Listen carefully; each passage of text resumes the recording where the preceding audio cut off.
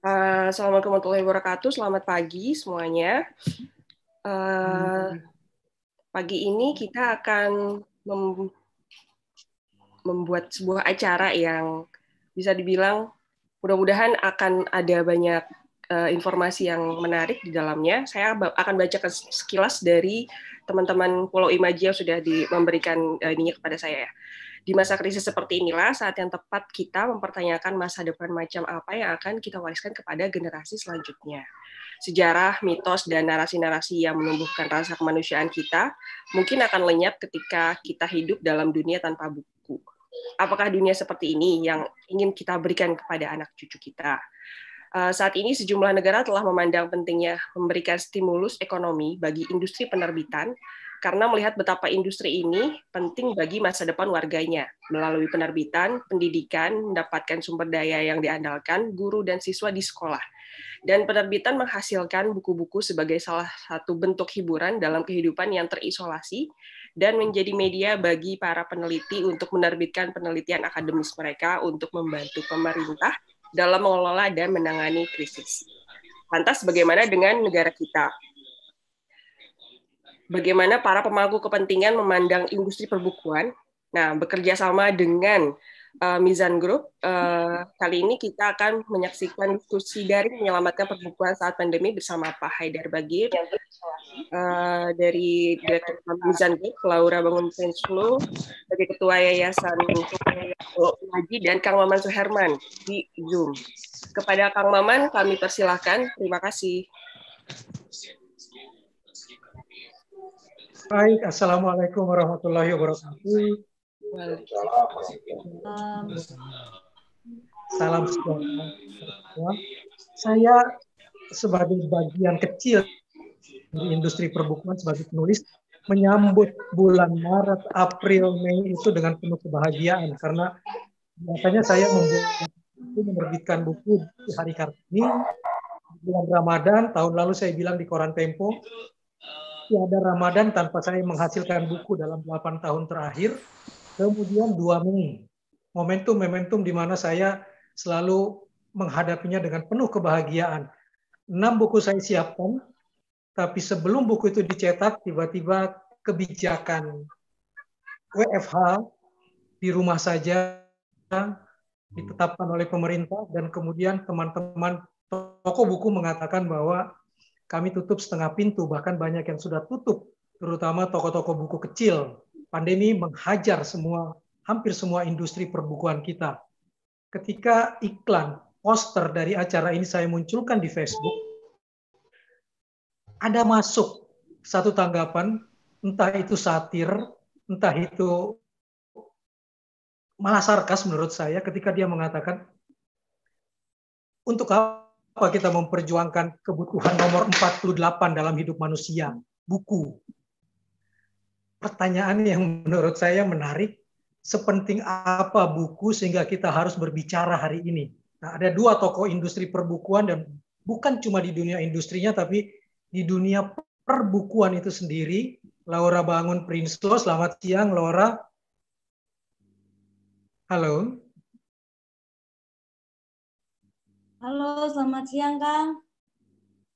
Selamat siang, ini mantan Ketua Komite Buku Nasional, menjadi mantan bukan karena tidak terpilih lagi, tapi karena Komite Buku Nasionalnya pun udah mantan, sesuatu yang tadi saya anggap sebagai cikal bakal lahirnya Badan Perbukuan Nasional, tapi ternyata tidak. Mudah-mudahan Kemdikbud bisa mengubah pemikirannya. Satu tokoh lagi, guru saya, Pak Haidar Bagir. Selamat siang Pak Haidar. Siang, Kang Maman. Nah, saya ingin langsung ke pertanyaan. Seberapa buramkah industri perbukuan kita saat ini di era pandemi? Dari Mbak Laura dulu. Silakan, Mbak. Sejak toko buku tutup, Kang, penerbitan banyak yang menyampaikan bahwa omset mereka turun dari 40 sampai bahkan 90%. Karena nggak semuanya penerbit kita sudah masuk ke e-commerce market. Padahal kalau kita dengar dari teman-teman penerbitan di Eropa atau bahkan di UK, penurunan mereka hanya 20%, 30%.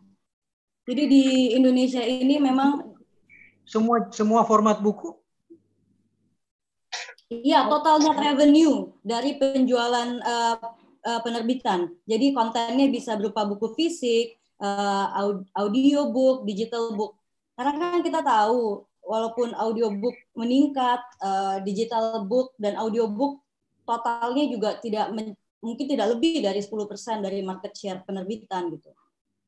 Cuman di negara Eropa, Amerika, bahkan working from home atau stay at home ini malah membuat mereka menjadi membaca gitu. Dan mungkin tidak seperti itu kasusnya di Indonesia. Oke. Jadi budaya baca itu sendiri punya pengaruh yang sangat besar di samping memang situasi pandemi sekarang ini ya. Selain budaya juga saya agak iri sebenarnya mendengar negara-negara lain pemerintahnya memiliki banyak insentif untuk membantu industri perbukuan. Ya pernah di siaran pers Pulau Imaji juga kita sampaikan beberapa contoh ya, seperti di UK, di Ireland, di Czech Republic, pemerintahnya melalui Perpusnas mengalokasikan dana untuk membeli buku. Dengan demikian buku penjualan itu bisa membantu penerbit, penulis, dan toko buku. Oke, saya ke Pak Haidar. Mizan ini partner di acara ini dengan Yayasan 17.000 Pulau Imaji. Mizan sendiri yang sebenarnya juga sudah punya kepedulian dengan e-book dan penjualan lewat toko-toko buku online, juga merasakan hal yang sama, Pak Haidar? Dan berapa persen kira-kira penurunannya? Luar biasa. Saya kira bulan ini sales kita itu tinggal 20% dari penjualan sebelum COVID, dan itu terjadi, ya. Mudah-mudahan saya nggak GR. Terjadi dalam keadaan Mizan ini termasuk menurut saya yang paling maju dalam hal penjualan online. Ya. Jadi kita menggarap penjualan online-nya dengan sangat bagus, sangat serius, ya. Dalam keadaan seperti itu, ya, saya kira sales bulan lalu masih oke. Sales bulan ini dugaan saya ada perbedaan ya, ada perbedaan. Kita punya beberapa jenis buku, kita punya 3 perusahaan distribusi, ya. Ada yang network marketing, ada yang itu yang terutama buku-buku direct selling. Kemudian ada affiliate marketing, mungkin belum berkembang betul di Mizan. Kemudian ada distributor yang biasa mengisi toko-toko buku. Ya. Tentu kita juga punya Mizan Store. Dan kita betul-betul mengerahkan semua karyawan kita bekerja dari rumah sebagian besar, termasuk editor-editor, semua membantu promosi, memperkuat promosi. Bahkan kalau istilah militernya itu bukan cuma suruh membantu, di BKO-kan. Jadi kita keluarkan SK, editor itu kita pindah ke promosi. Editor itu kita pindah ke penjualan online. Jadi betul-betul upaya yang sangat serius. Kita sudah mengurusi online ini bertahun-tahun, ya. Tapi dalam keadaan seperti itu pun, saya duga ya, paling bagus kita bisa mencapai sales mungkin 30%. Kalau bisa mencapai 40% itu menurut saya sudah agak mukjizat. 40% saja mukjizat, bagaimana dengan penerbitan-penerbitan menengah atau kecil, Pak Haidar? Bagian saya kira gulung tikar. Gulung tikar, ya. Mudah-mudahan gulung tikar nanti suatu saat tikarnya bisa dibuka. Ya. Jadi gini yang mau saya sampaikan itu, saya mencoba memahami kenapa misalnya pemerintah, ada sih IKP, saya dengar sudah melakukan upaya bekerja sama dengan Menparekraf, mudah-mudahan ada gunanya, tapi saya harus ngomong apa adanya tanpa bermaksud nyinyir atau sinis, ya.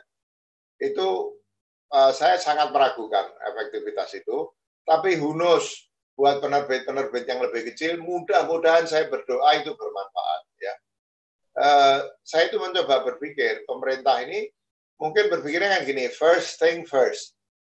Jadi sekarang urusannya krisis kesehatan, krisis ekonomi, itu dulu yang diatasi. Ya. Tapi saya kira begini ya, problemnya dengan penerbitan ini, industri perbukuan, mungkin terjadi pada industri yang lain.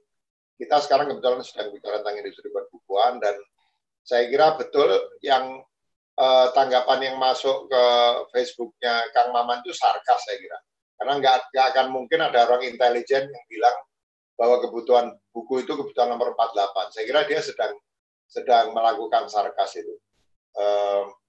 Sebagian misalnya mengatakan, lah habis gimana, pimpinannya juga nggak biasa baca buku katanya. Kapan mikir bukunya gitu. Wong KBM aja ditutup, Dewan Buku waktu itu ditutup, ya. Jadi pemerintah mungkin berpikir begitu, first thing first. What are the first things?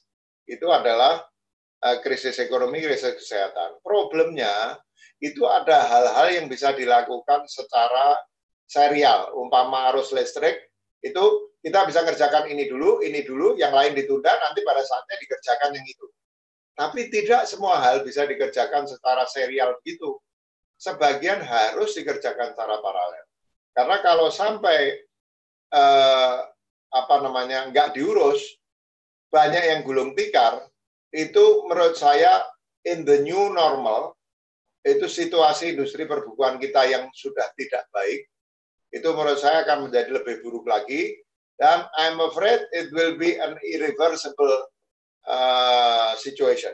Situasi, sorry ini saya nyampur-nyampur bahasa Inggris, barusan saya diundang Zoom sama kedutaan Kanada. Jadi dari pagi ngomongnya sama orang Kanada, jadi kebawa-bawa, mohon maaf, maksudnya bukan gagah-gagahan. Masih kebawa, setengah jam lalu saya masih Zoom sama Kanada. Nah, jadi itu yang harus diingat. Ya, saya pernah menulis sebuah artikel di Kompas, judulnya, salah satu artikel saya paling populer, judulnya, kok bisa lupa, amnesia buku. Amnesia buku. Buku ini menurut saya diserang dari banyak sekali front. Ya, orang suka mengatakan ganti e-book. Ya, pertanyaan saya pertama, industri e-book di Indonesia itu baru menyumbang, kalau sampai 5% sudah bagus dari sales buku cetak. 10% sudah agak mukjizat menurut saya. Ya, 5% mungkin sekarang naik bisa menjadi 10% maksimum menurut saya. Kedua, pembajakan jauh lebih mudah. Buku cetak itu dibajak, buku e-book ini jauh lebih mudah. Ya, di negara-negara maju itu pun sebetulnya sales e-book itu sempat naik cepat, tiba-tiba landai. Ya, tiba-tiba landai. Jadi problemnya itu nanti bukan sebagian orang yang tidak terlalu memahami dunia perbukuan mengira, oh enggak, nanti cuma pindah saja dari buku cetak ke e-book. Not that simple. Tidak semudah itu. Karena begini, sekarang tuh serangannya itu antara lain dari apa yang kita sebut non-book, informasi non-book di internet. Itu akan menghajar menurut saya minat membaca buku. Itu artinya apa? Ilmu-ilmu yang serius, ya, penemuan-penemuan, pemikiran-pemikiran yang paling menentukan kecerdasan bangsa dan akan membantu kemajuan sebuah bangsa, itu menurut saya akan tersingkir oleh kemudahan gratis membaca informasi lewat internet yang sebetulnya bukan buku, kita sebut sebagai non-book. Ya. Kemudian juga sebagian orang bisnis buku ini yang orang tidak tahu. Makanya saya ini paling nggak enak sebagai pengusaha buku disuruh ngomong soal buku, problem buku. Dianggapnya saya ngeluh. Saya sampai waktu nge-tweet, saya bilang saya nggak lagi ngeluh loh. Saya ini sudah bisnis sejak mahasiswa, sudah biasa menghadapi kesulitan bisnis, dan kesulitan bisnis itu bukan hanya saya hadapi dengan kerja keras. Saya selalu mendapati kesulitan itu adalah awal dari peluang baru. Jadi saya nggak resah sama sekali sama ini. Saya resah sama nanti dampaknya terhadap literasi bangsa. Saya tidak resah dampaknya terhadap bisnis saya. Saya resah dampaknya terhadap literasi bangsa. orang mungkin tidak banyak tahu bahwa literasi bangsa kita ini didukung oleh industri yang pelakunya itu tidak terutama bermotif cari duit. Dulu, Kang Maman, ketika buku-buku teks dari Dikbud itu masih dikerjakan oleh penerbit-penerbit, itu lukratif bisnis buku. Kami hanya pernah ikut seumur sejarah Mizan 36 tahun atau berapa, hanya pernah ikut sekali terus kapok. Karena ada sogok menyogok dan lain sebagainya. Hanya sekali. Tapi banyak orang yang menjadi kaya raya karena bisnis ini. Tapi yang harus disampaikan bagi yang tidak tahu, yang betul-betul memproduksi buku non-teks, apalagi buku itu buku yang sangat berkualitas, buku sastra, buku budaya, itu adalah orang-orang yang motifnya membuat bisnis, tentu kepengen cari uang. Semua orang kalau dapat uang lebih banyak, lebih senang. Tapi motif yang nggak boleh dilupakan itu passion mereka. Passion mereka terhadap perbukuan. Passion mereka terhadap literasi. Passion mereka terhadap budaya. Ya. Itu yang mendukung literasi bangsa kita. Ya. Pemerintah tanpa bermaksud nyinyir, tapi kalau kita nggak ngomong apa adanya, nggak didengerin omongan kita. Pemerintah itu nyumbang apa toh dalam literasi bangsa kita? Pemerintah itu sudah menyumbang apa toh dalam produksi buku, dalam menunjang budaya buku? Apa yang sudah disumbang oleh pemerintah? Sekarang pun yang saya dengar di Kementerian Pendidikan itu, buku cuma berurusan dengan kurikulum, dengan pusat kurikulum. Jadi pemerintah hanya ngurusi buku teks. Saya nggak bilang bahwa buku teks tidak penting, tapi pemerintah nggak ngurus buku selain buku teks. Yang ngurus siapa? Swasta. Swasta itu siapa? Orang yang punya passion di bidang bisnis.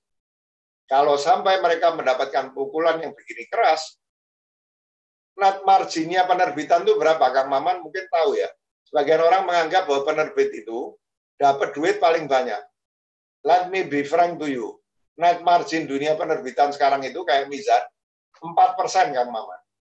Hanya 4% net margin dari penjualan kita. Jadi tidak besar. Sudah net margin kecil, ya. Terus tidak diperhatikan sama sekali. Kalau saya bilang diperhatikan pemerintah bukan manja. Di seluruh dunia, di mana literasinya itu tinggi, itu peran pemerintah luar biasa dahsyat. Jadi, dan pemerintah itu kan bekerja dengan pajak masyarakat, dengan pajak rakyat, termasuk pajak perusahaan-perusahaan industri buku. Jadi saya nggak malu ngomong gitu, ya, bahwa pemerintah harus berbuat sesuatu. Punya dewan buku ditutup, punya komite perbukuan ditutup. Terus apa yang mau dilakukan pemerintah? Jadi menurut saya pemerintah telah keliru kalau berpikir bahwa first thing first betul, tapi bahwa yang first ini tidak hanya persoalan makan dan itu, karena begitu ini mati ini irreversible. Menurut saya pukulannya terhadap budaya atau terhadap literasi bangsa menurut saya sangat besar. Kalau tidak ada langkah-langkah serius yang dilakukan oleh semua stakeholders perbukuan. Sorry agak panjang ngomongin jadinya. Ini campuran ini antara memberi informasi dan gemes. Saya ke Laura. Saya menggarisbawahi soal ini menyangkut nasib literasi Indonesia, bukan cuma soal bisnis buku. Saya sudah mendengar Laura sudah berkirim surat ke Presiden bahkan. Sudah ada tanggapan?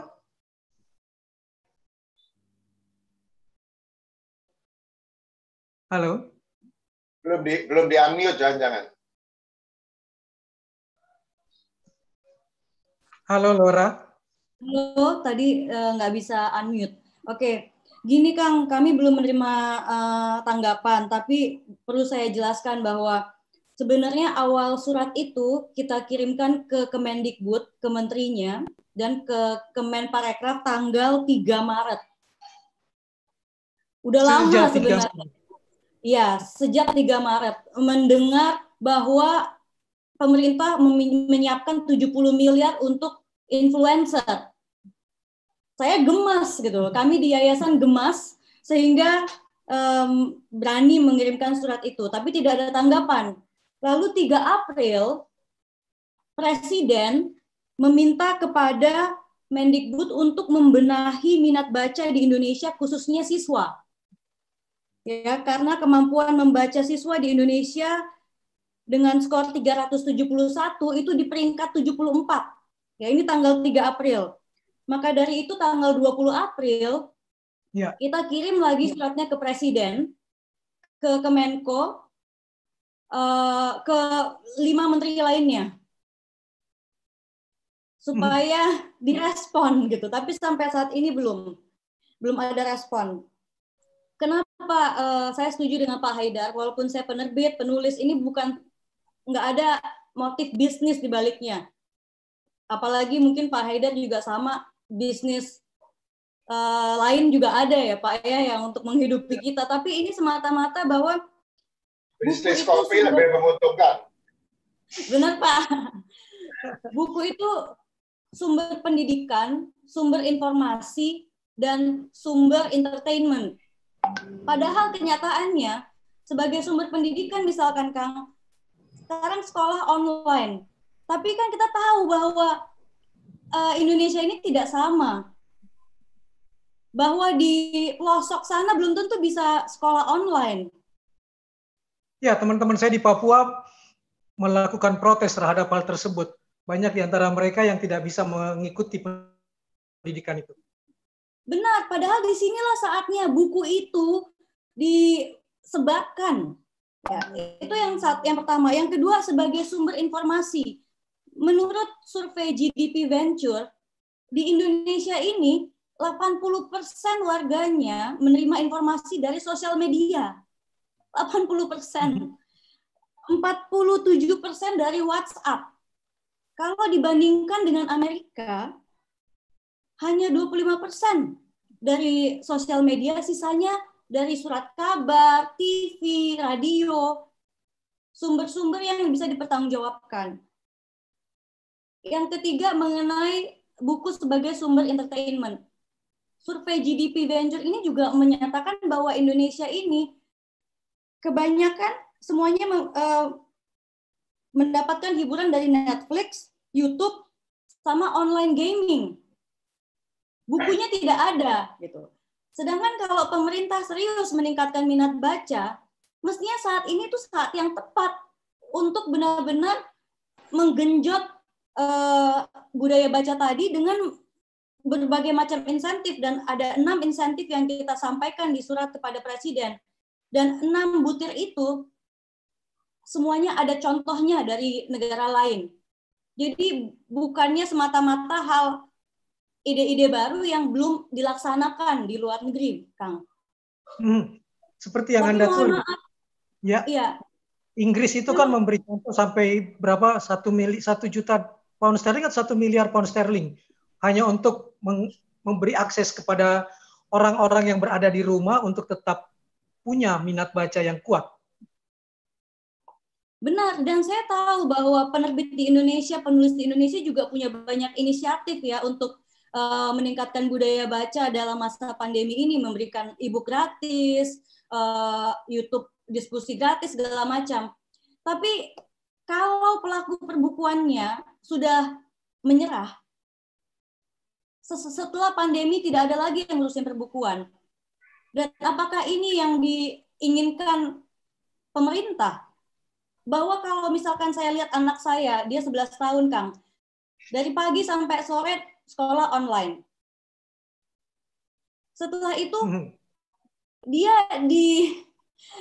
dicandui dengan YouTube, dengan online games.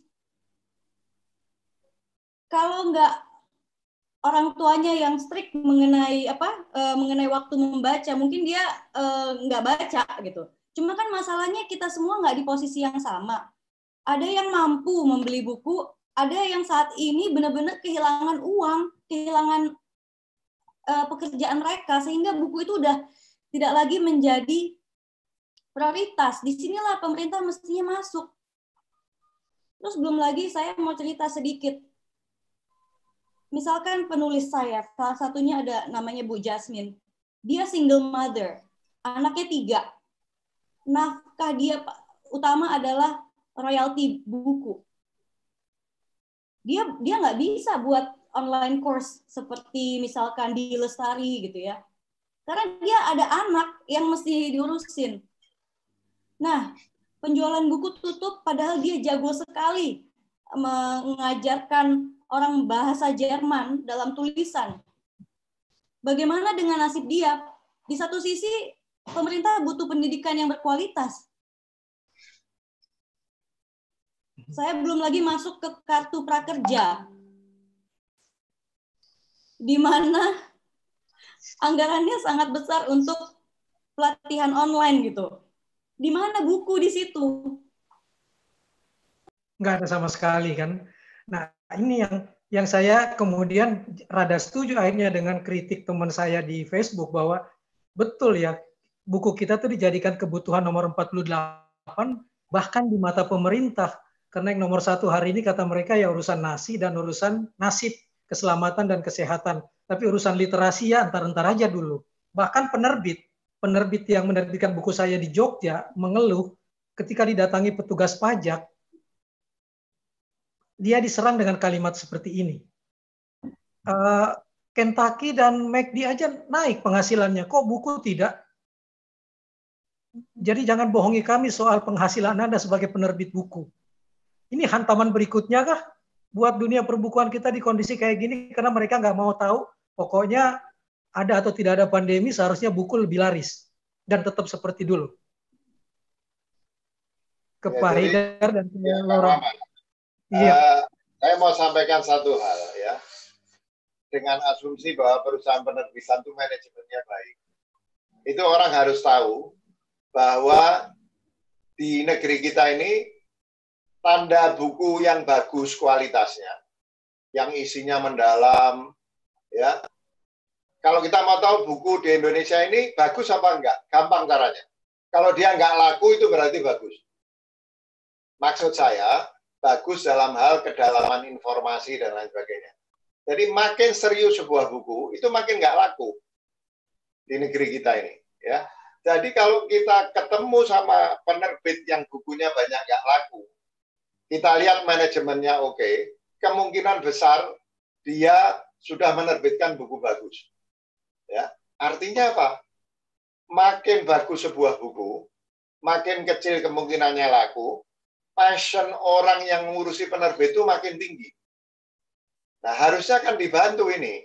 Dibantu penerbit seperti penerbit Mizan misalnya ya, karena sebulan itu bisa menerbitkan 60 judul, kadang pernah sampai 90 judul satu bulan ya. Itu dipaksa untuk mengikuti tren masyarakat. Jadi membuat buku makin encer, makin gampang, makin sedikit isinya ya, itu makin laku gitu. Tapi kita melakukan berbagai macam cara. Saya bilang kepada anak buah saya di Mizan, saya bilang, saya nggak mau saya dapat duit di dunia, tapi saya dimasukkan neraka. Karena cuma cari duit aja, nggak ngurusi kecerdasan bangsa.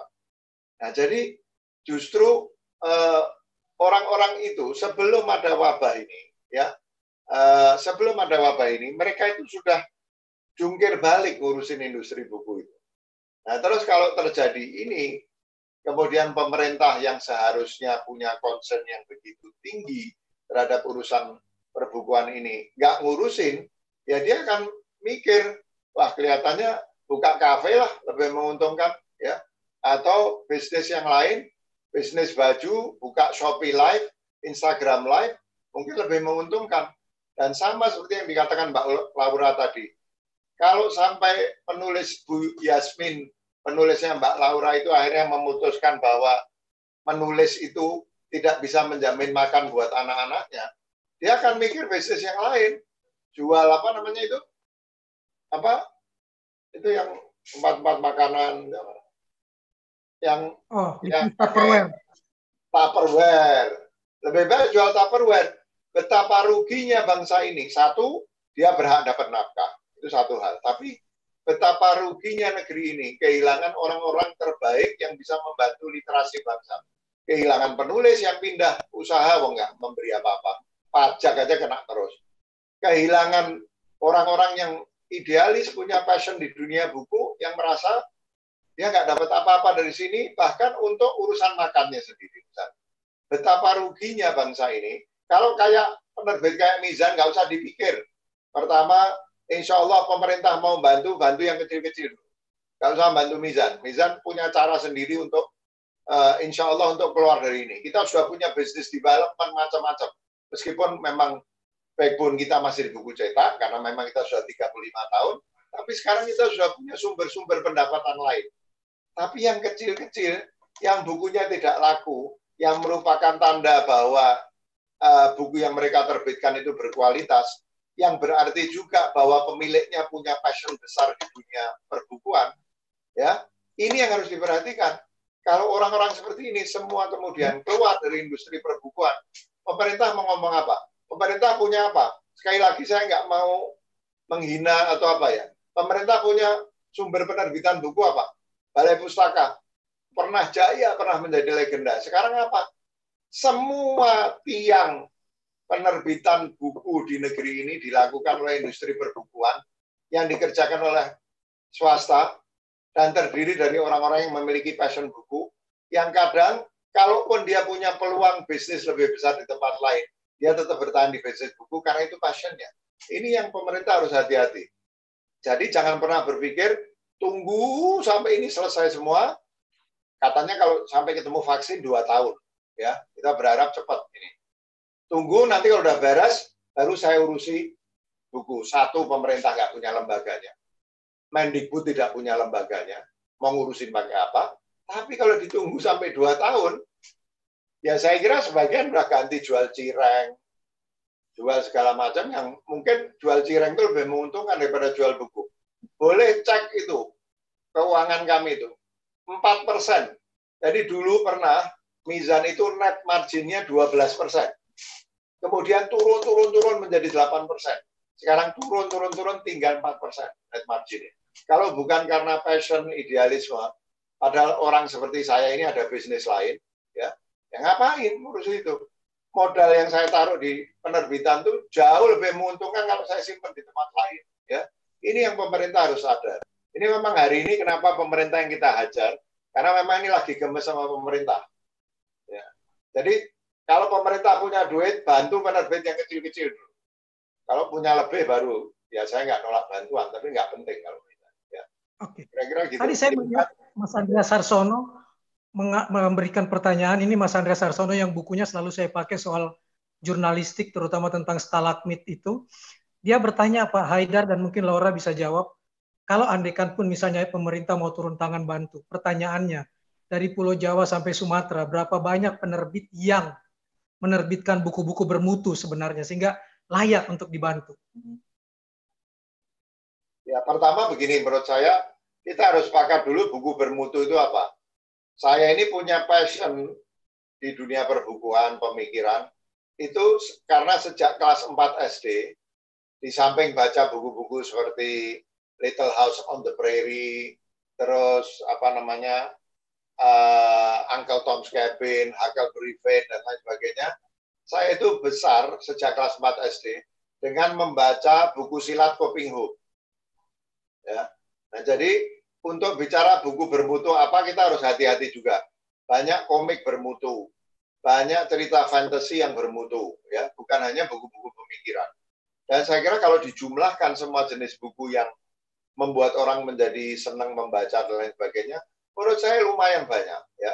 Jadi kalau saya sederhana saja, pemerintah dengan memanfaatkan mungkin 17.000 pulau imaji, IKP, dan mungkin asosiasi penulis dan lain sebagainya, akan bisa mendapatkan data mana penerbit-penerbit itu yang memang betul-betul layak dapat bantuan. Menurut saya ini bukan satu soal yang sulit, ya.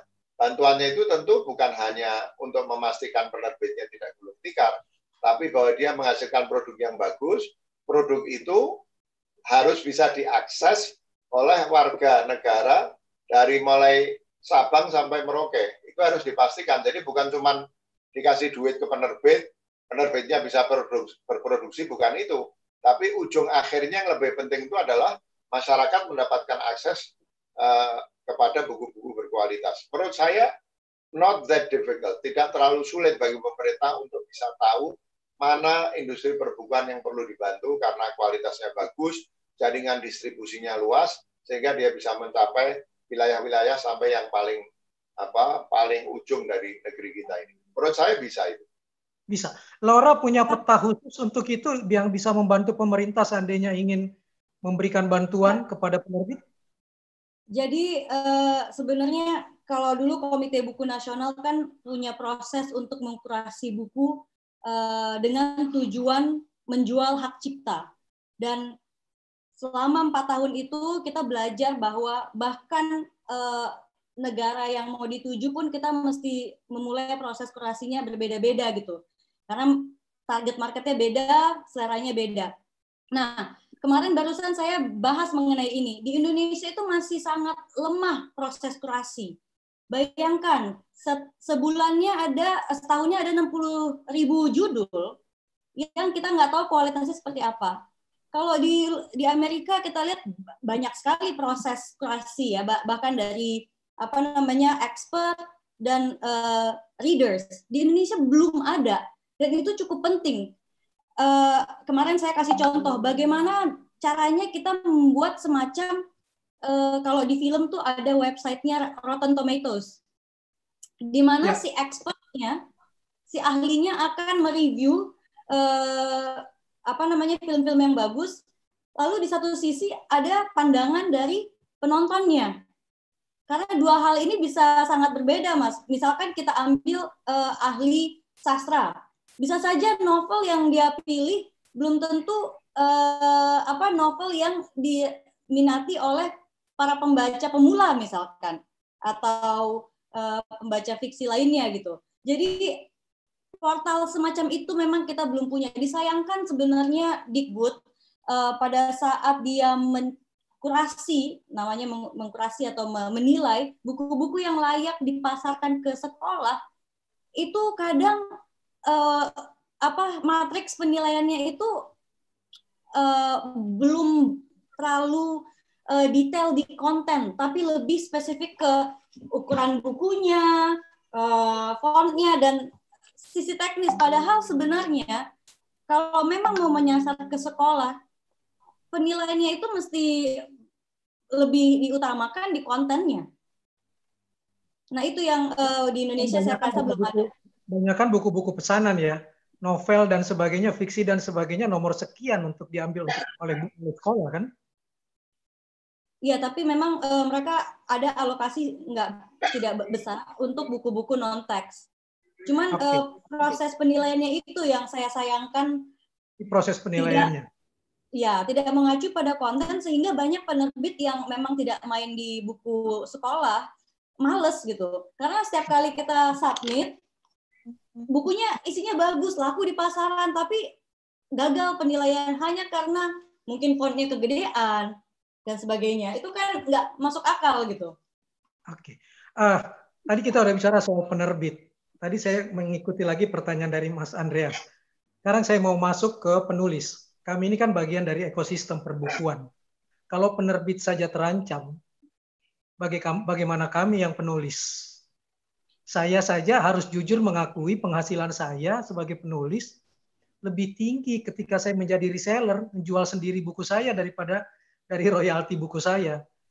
Adakah itu juga disampaikan ke pemerintah? Tidak cuma soal keberadaan penerbit, tapi juga nasib penulis? Apalagi di kondisi sekarang? Ya, ada Mas Kang, maaf, karena jadi yayasan ini kan kita bentuk kebanyakan dari orang-orang di Komite Buku Nasional. Tujuannya untuk tetap mendorong literasi di Indonesia. Jadi anggota-anggotanya tidak hanya penerbit, bahkan sebagian kecil malah penerbit, sisanya penulis, ilustrator ya, dan pegiat literasi. Nah, jadi mungkin saya singgung sedikit, ada 6 hal yang kami usulkan ke penerbit, ke pemerintah, ke presiden dalam hal ini. Yang pertama, memberikan dukungan dana bagi pelaku industri perbukuan untuk membuka akses membaca gratis secara online. Ya tentu ini dampaknya bisa ke penerbit, penulis, dan semua yang ada di ekosistem perbukuan. Nah ini contohnya seperti saya mau kasih tahu Amazon Audible. Amazon membuka akses audiobook, bahkan buku Harry Potter pun diberikan gratis. Yang kedua, memberikan dukungan dana bagi perpustakaan, lembaga pendidikan, dan komunitas masyarakat untuk membeli buku, baik buku fisik, digital, buku audio. Ini yang dilakukan oleh UK, ya, Inggris, Irlandia, ya, Ceko, dan bahkan Malaysia juga membuat voucher buku. Ya, jadi untuk siswa-siswinya diberikan voucher buku yang bisa ditukarkan untuk membeli buku apapun yang mereka inginkan, Dan ini pasti dampaknya juga ke semua pelaku perbukuan, tidak hanya penerbit. Lalu ada dukungan dana bagi pelaku industri perbukuan untuk membuat buku bertema kesehatan. Ya, ini disinilah penulis bisa mengambil andil yang sangat penting. Contohnya program Room to Read untuk Southeast Asia, mereka sedang membuat buku-buku mengenai COVID-19. Ada juga program WHO dan UNICEF Read the World. Dia mengajak penulis-penulis di seluruh dunia untuk membacakan bukunya. Lalu yang keempat, menyiapkan kampanye bersama dengan membentuk jejaring komunikasi yang lebih intensif. Saya mau kasih contoh, ini bagus banget di Vietnam. Tiap hari buku nasional mereka, pemerintahnya mewajibkan semua departemen, kementerian, bahkan BUMN untuk mengkampanyekan minat baca. Pada satu hari di setahun itu, semua jajaran pemerintahnya diwajibkan. Bahkan billboard yang biasanya dihandle sama Kominfo Vietnam dialokasikan untuk mengkampanyekan minat baca. Ini sesuatu yang bisa kita tiru, dan kalau memang dianggap penting ya minat baca, pemerintah bisa dengan gampang menggunakan resources yang mereka sudah punya. Yang kelima, dukungan dana bagi pelaku industri perbukuan untuk pengiriman gratis buku-buku fisik. Ini yang dulu kita pernah lakukan, Kang Maman. Tanggal 17 tiap bulannya ada pengiriman gratis. Tapi tidak ada payung hukumnya, kan? Iya, benar. Kita bingung. Dikbud atau PN Pos yang mengeluarkan dananya, lalu akhirnya stop. Akhirnya masuk ke Dikbud. Akhirnya diminta Badan Bahasa Dikbud yang menangani. Tapi syaratnya sangat membingungkan dan too complicated. Jadi kita... saya melihatnya, maaf, justru karena tidak ada payung hukumnya. Jadi cuma ucapan presiden, lalu tidak ada payung hukum, sehingga tidak ada yang merasa bertanggung jawab ketika dia harus membiayai dari pos dana mana. Mereka malah lebih takut pada BPK atau pada KPK kalau nanti tiba-tiba mengeluarkan pos yang tidak ada payung hukumnya, kan? Artinya negara betul-betul belum punya perhatian penuh terhadap dunia perbukuan kita dan dunia literasi secara khusus. Menurut Laura atau Pak Haidar? Ya, ya itulah sebenarnya di negeri kita ini sekarang ini betul-betul kita bisa mengatakan tidak ada satupun bagian dari pemerintah yang mengurus buku non-teks. Itu nggak ada. Ya, Mbak Laura mungkin lebih tahu karena punya pengalaman di KPM. Saya juga Dewan Pengarah KPM, tapi teknis-teknis saya nggak begitu tahu. Setahu saya nggak ada sama sekali sekarang lembaga di pemerintah yang mengurusi perbukuan di luar buku teks. Itu nggak ada. Ya, jadi sulit sekali kita mau bicara payung hukum dan lain sebagainya kalau nggak ada yang ngurus. Misalnya saya jadi presiden, ya, terus saya mau ingat urusan buku ini dari mana? Wong tiap hari saya ketemu orang nggak ada satupun yang bicara tentang buku, gitu ya. Nah, kadang-kadang kayak itu Pak Jokowi bilang misalnya suruh ngurusi minat baca. Saya nggak yakin juga. Apakah Pak Jokowi tahu caranya ngurusi minat baca itu bagaimana? Dia nggak punya staf kok. Nggak punya staf yang tahu tentang hal-hal yang terkait dengan buku. Dan kalau bicara baca, ya baca buku. Nggak mungkin minat baca cireng kan nggak mungkin, harus baca buku. Gitu. Nah, jadi saya kira memang betul sekali yang disampaikan Kang Maman, tapi jauh sekali kita untuk bisa sampai ke situ.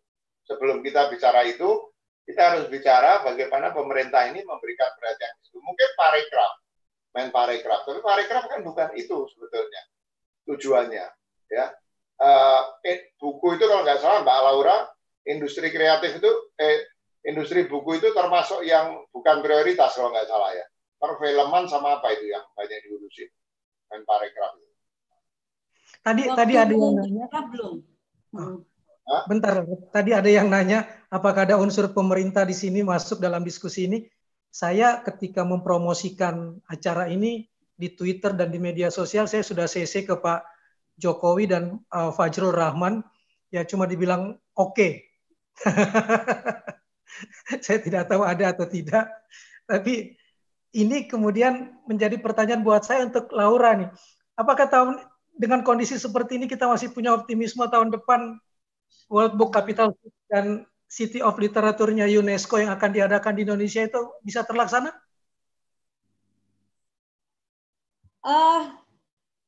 Kita sudah dipilih Kang menjadi host bagi IPA World Congress, International Publishers Association World Congress untuk 2022. Ya. Artinya Indonesia cukup dipandang ya di dunia penerbitan lewat berhasil lah menjadi host. Kemarin itu katanya kompetitor kita itu ada dari Malaysia bahkan dari Amerika.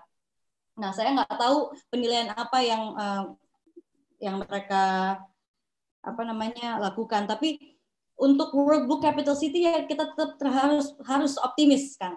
Karena begini,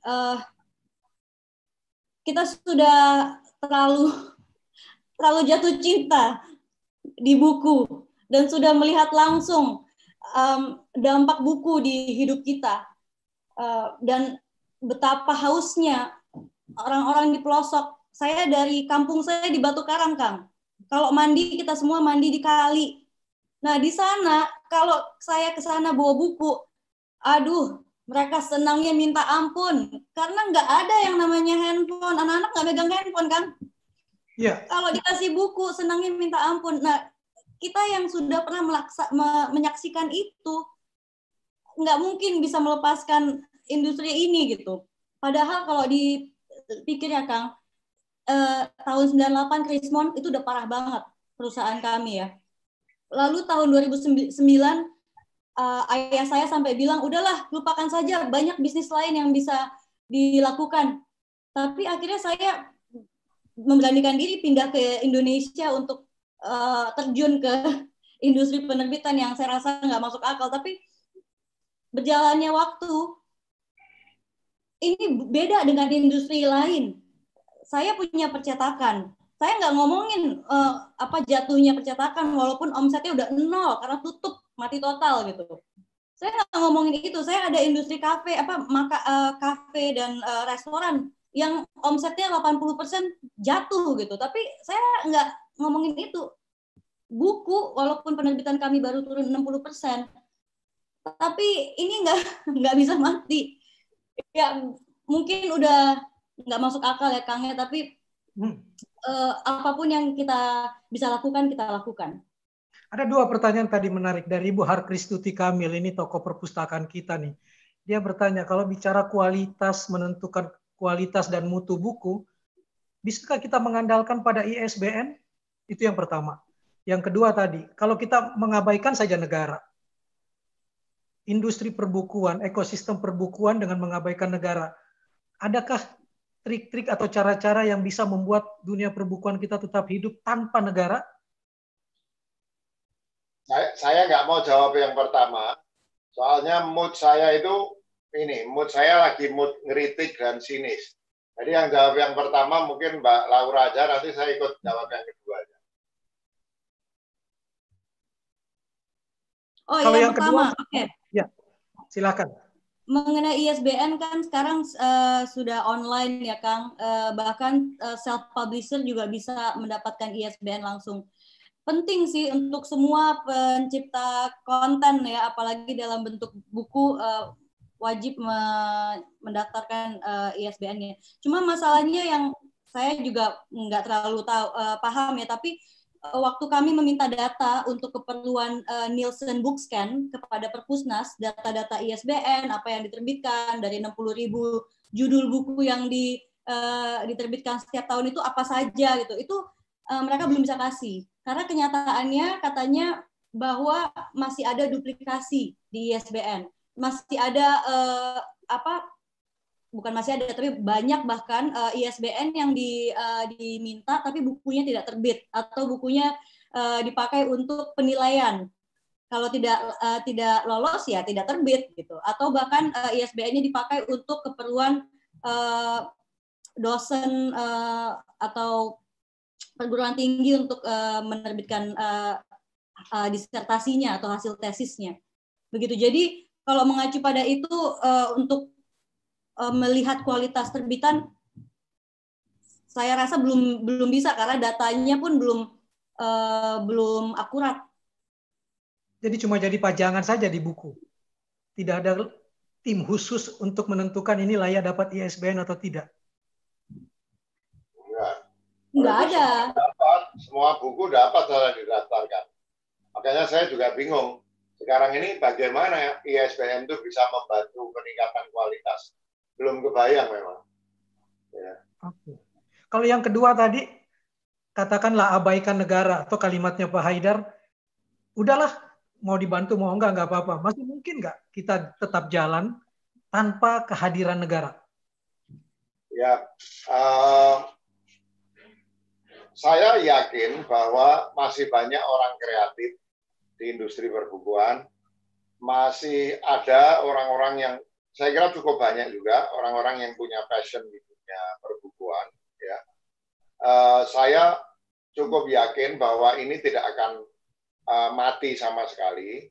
Tapi menurut saya kita ini berada di satu turning point yang kalau kita keliru, akibatnya bisa sangat fatal ya.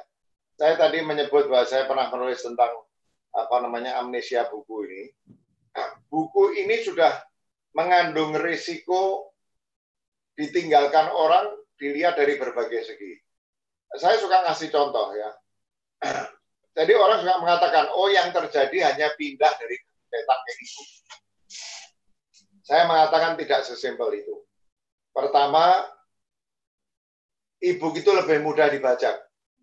Buku cetak, kalau soal security segala macam, kita teknologi berkembang terus, tapi maaf ya, malingnya selalu lebih pintar. Jadi dibobol dengan berbagai macam cara.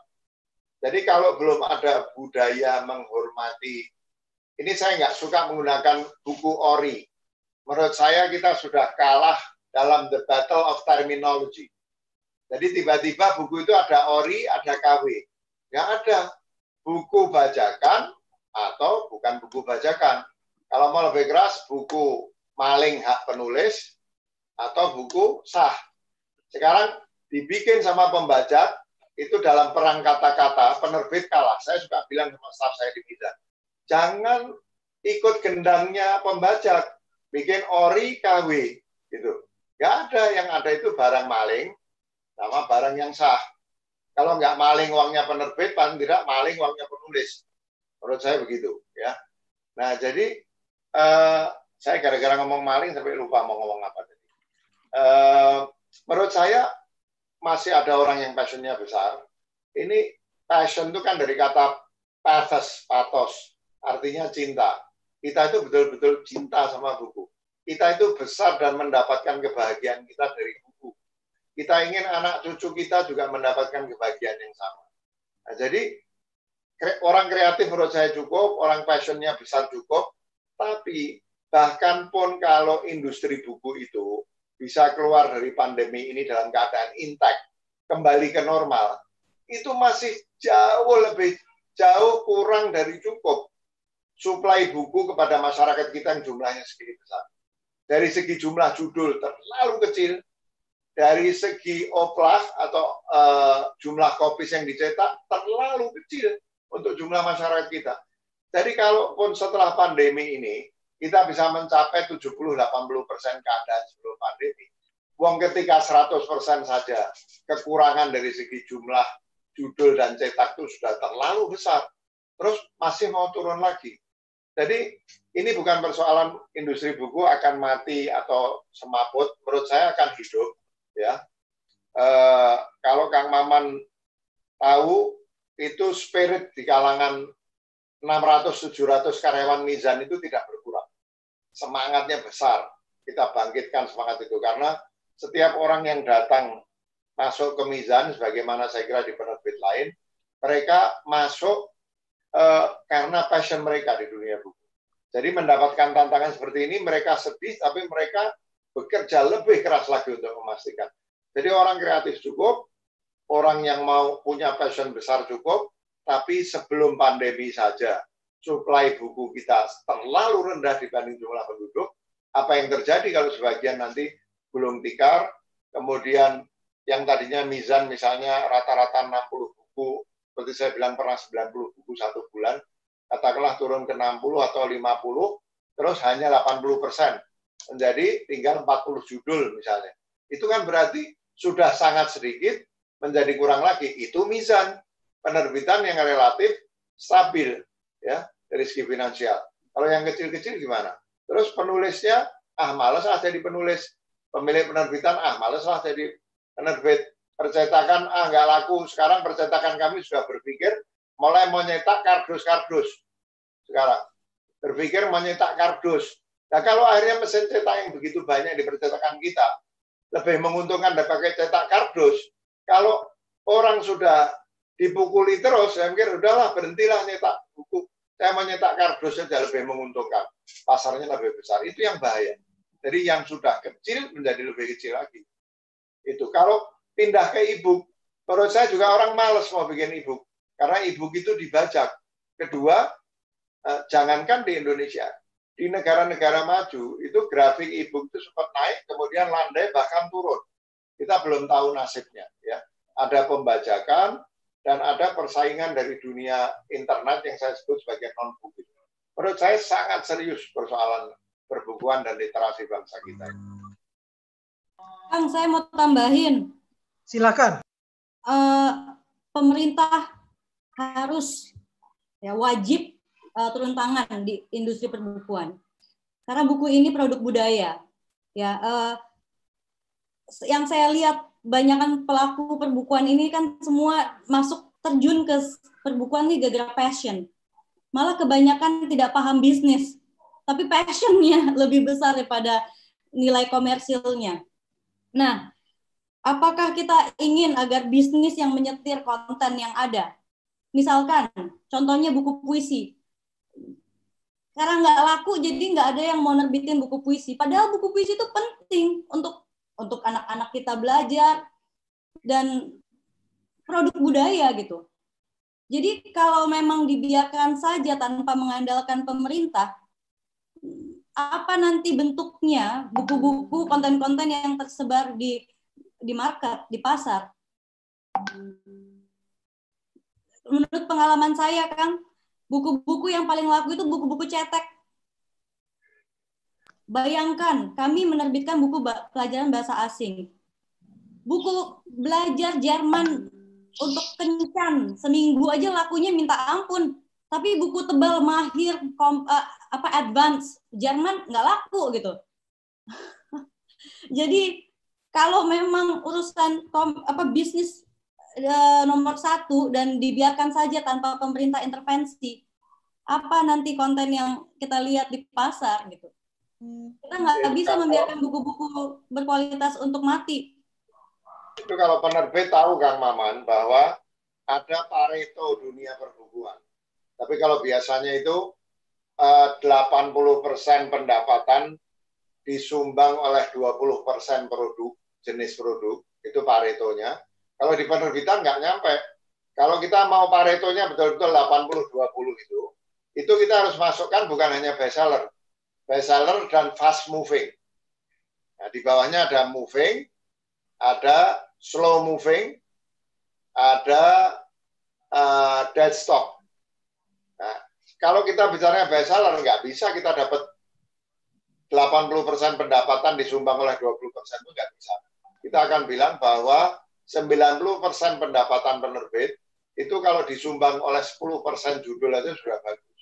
Ya, jadi penerbit itu sekarang kalau mau menggarisbawahi apa yang disampaikan Mbak Laura, menerbitkan buku serius itu sudah subsidi. Kayak di Mizan itu sudah belasan tahun kita punya unit khusus menerbitkan buku-buku serius tanpa kita bebani untuk profit. Bahkan kita punya sistem bonus kepada karyawan, 20% keuntungan itu dibagi ke karyawan, ada lagi 10% saham dibagi ke karyawan. Itu khusus untuk penerbit buku khusus ini, itu persentase bonusnya kita naikkan dari 20% menjadi 40%. Saya nggak tahu masih diterapkan atau enggak sekarang, karena saya sudah lama nggak menangani teknis. Tapi waktu saya terlibat, saya bilang khusus bagi karyawan di imprint yang menerbitkan buku bagus, serius, karena kita tahu itu nggak laku, maka atau keuntungannya kecil, maka bukan 20% yang disisihkan buat karyawan, 40% yang disisihkan. Supaya karyawan nggak merasa, wah saya rugi dong berada di imprint buku serius ini. Jadi buku serius itu kalau di penerbit Mizan disebutnya buku-buku mati syahid. Jadi mati tanpa memberikan keuntungan kepada perusahaan. Kira-kira begitu. Jadi memang bahaya, satu, jumlah supply makin kecil. Seperti kata Mbak Laura tadi, di antara yang sudah kecil itu, jumlah buku berkualitas makin kecil lagi. 10% out of that small share of quality books within one book company. Kira-kira seperti itu. Jadi ada persoalan supply-nya sudah kecil, supply buku berkualitas makin kecil lagi. Terus kita berharap apa dalam persoalan literasi bangsa?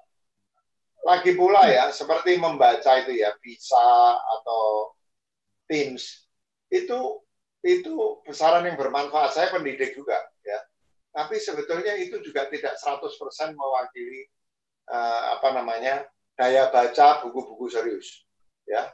Jadi itu masih bicaranya segala macam jenis buku. Tapi kalau kita bicara buku-buku yang serius, saya kira mungkin kondisi kita masih lebih parah lagi dari 74 itu. Mudah-mudahan saya keliru ya.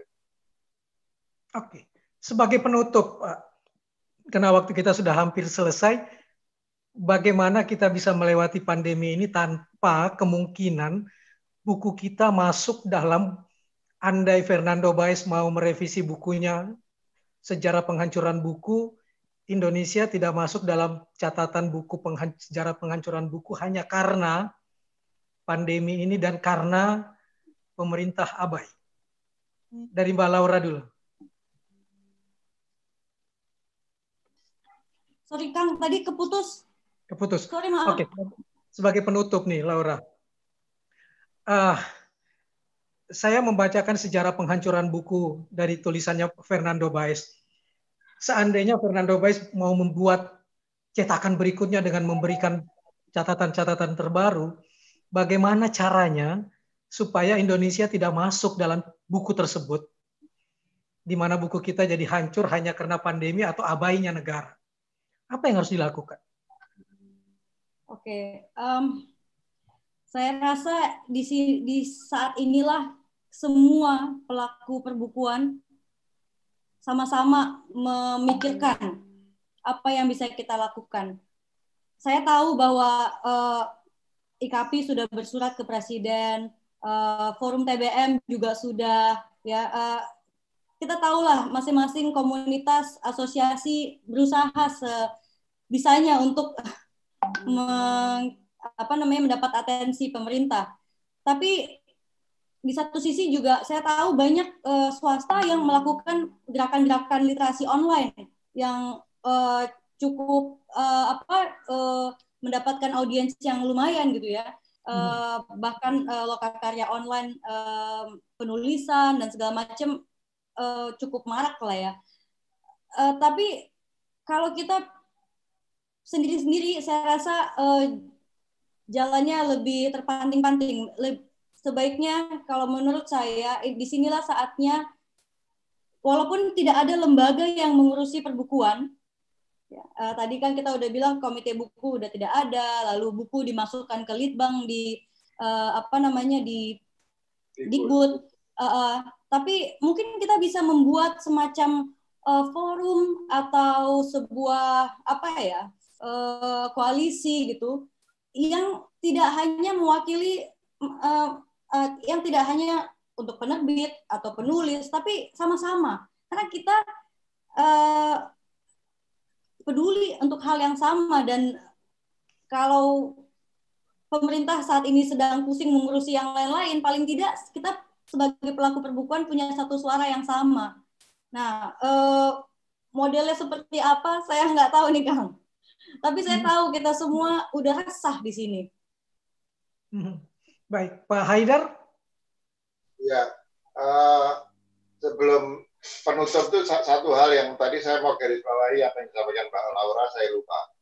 Bahwa juga kalau kita tidak mengatur strategi perbukuan di Indonesia, terus merasa bahwa pindah dari buku cetak ke e-book dengan segala macam problemnya, itu dianggap sebagai sesuatu yang natural belaka, itu keliru. Jadi terutama dalam penelitian, anak-anak dari mulai yang paling kecil sampai usia 14 tahun, itu minimum, itu sangat perlu membatasi screen time. Ya. Jadi misalnya saya ini pendidik, saya sudah menerbitkan bukunya alhamdulillah bestseller, judulnya Memulihkan Sekolah, Memulihkan Manusia. Jadi saya tahu betul ini, bahwa anak-anak itu harus dibatasi screen time-nya. Saya nggak percaya, misalnya saya nggak pernah tertarik sama konsep yang disebut flip classroom. Flip classroom itu dibalik, jadi bukannya anak-anak di sekolah lama ngerjakan PR di rumah, tapi sekolahnya di rumah hanya ke sekolah sesekali. Artinya apa? Anak-anak itu akan pakai screen time makin banyak, dan screen time ini bahayanya luar biasa, terutama untuk anak-anak sampai lulus SMP. Tentu makin kecil makin bahaya, makin ke SMP makin turun risikonya, SMA turun risikonya, universitas mungkin sudah tidak terlalu problem. Jadi persoalan meminimumkan screen time itu sangat penting. Ya, karena itu seperti kata Mbak Laura tadi, sebetulnya kalau pemerintah betul-betul punya komitmen tentang pendidikan, nggak usah komitmen tentang perbukuan lah. Komitmen tentang pendidikan, ini saatnya sebetulnya dilakukan insentif yang di satu sisi membantu industri perbukuan agar kepalanya tetap di atas permukaan air, dan pada saat yang sama memastikan anak-anak tetap belajar di rumah tanpa harus mengumbar screen time. Ya. Dan ini persoalan kebiasaan screen time ini juga irreversible. Kalau pandemi ini berjalan berapa bulan dan anak-anak itu selalu lihat HP, laptop, terus main game dan lain sebagainya, jangan berharap bahwa setelah pandemi ini selesai, anak-anak akan kembali menjadi anak-anak yang baca buku. Enggak, menurut saya. Ya. Jadi ada resiko yang sangat besar yang harus diperhatikan. Ini kesempatan bagi pemerintah, seperti kata Mbak Laura, memberikan insentif kepada industri perbukuan agar mereka still their head kept above the water, tapi pada saat yang sama menghindarkan anak-anak kita untuk menghabiskan waktunya pada screen time dan menjadi screen addict. Screen addict itu sama sekali tidak kalah bahaya daripada kecanduan rokok, bahkan saya bisa bilang tidak kurang berbahaya dibanding kecanduan narkoba.